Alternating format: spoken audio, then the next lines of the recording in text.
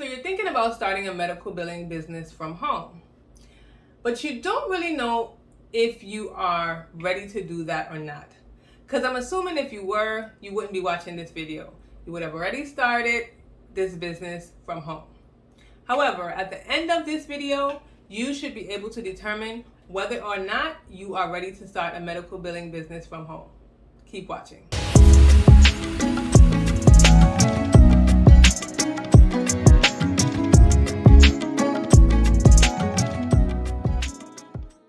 This is the first part of one of our newest series called Stepping into Business.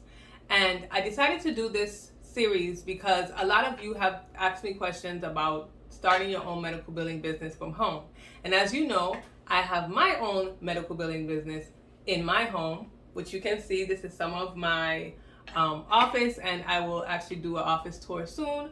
But I have started my medical billing business from home, and you guys have asked me about it. So we're going to do a series talking about different parts that you should have, or different things that you should know when you are starting a medical billing business or when you have started a medical billing business.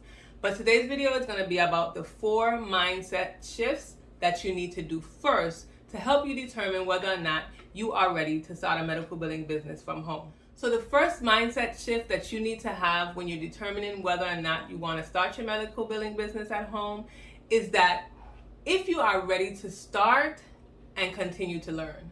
So each of us have different requirements that we need in order to decide whether or not we want to start this medical billing business. For me, it was 2 things.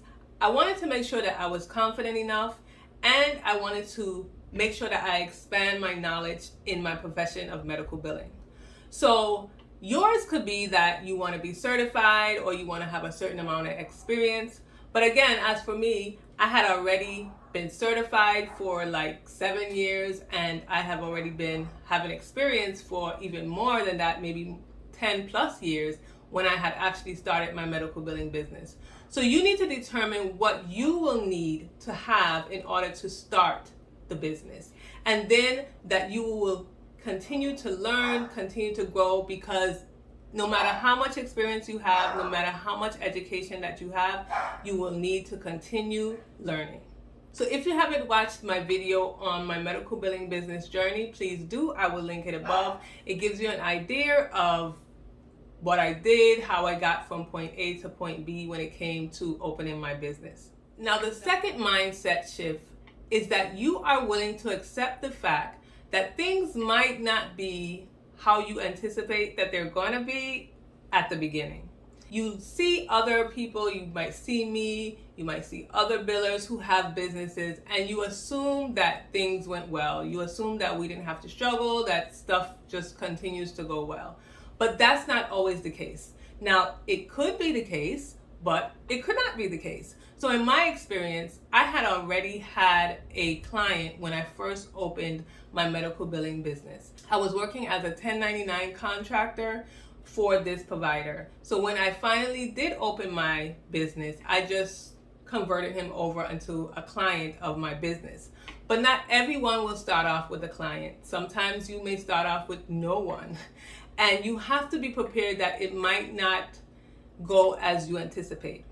Also, stop comparing yourself to others. I know you always hear that, and I even have to tell myself that, because it's easy to compare yourself. It's easy to say that you should have been further, or you should have as much clients as someone else, or you might know more, or you think you know more. Whatever the situation is, don't compare yourself to others. All you need to do is try to be a couple percentages, 1%, 2%, 10% better than your former self. The only person you're comparing yourself to is yourself. Your third mindset shift should be to put aside imposter syndrome. Now, I know you all have heard about imposter syndrome because you probably have gone through it or know someone who has, but let me give you the formal definition of imposter syndrome. So imposter syndrome is defined as when you doubt your skills, talents, and accomplishments and have a persistent fear of being exposed as a fraud. I know all about that. I had to take a pause because I know all about imposter syndrome. When I first started my business, and even before that, because I had people telling me, why don't you start a medical billing business? You've been in it for a while, you know a lot about it, you speak a lot about it, you seem like you're really passionate about it, why don't you start? And for the longest time, I just felt like an imposter. I felt like I was a fraud, like someone was going to catch on, and that I really didn't know what I thought I knew, that I needed to learn more. So I got stuck in getting more education, getting more experience, getting more validation. Like I just kept trying to get more and more and more in order to stop feeling like a fraud. But that's not what's going to stop you. You having imposter syndrome is something that is mentally within you, and you need to try and fight that. Now, I'm not trying to say that you don't need to have experience or you don't need to get education, because again, you need to find what makes you comfortable. But don't let the imposter syndrome hold you back and continue to just prep and prep and prep and prep, and then you never make that move to start your medical billing business from home. Number 4 mindset shift is to use fear as fuel. Now, we all get fearful sometimes, especially when it's something that we don't know what the outcome is going to be, when it's unknown and we're not sure what's going to happen.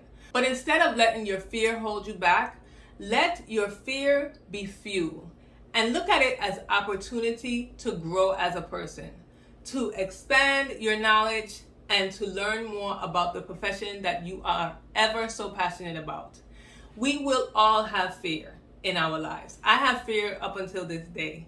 I do videos about medical billing. I actually practice medical billing. I teach it. I do all the things, and I'm still fearful. However, I'm not letting that fear hold me back. I'm using it as fuel. In a car, you have fuel so that you can go. And that is exactly what I'm going to do. So don't let fear hold you back. Use that fear as fuel. So those 4 mindset shifts should help you decide whether or not you are ready to open your own medical billing business at home. I hope you are. But if you're not, continue to work on these 4 mindset shifts and you will get there eventually so that you can start the medical billing business from home that you always wanted to. I'll see you again in part 2 of Stepping Out in Business.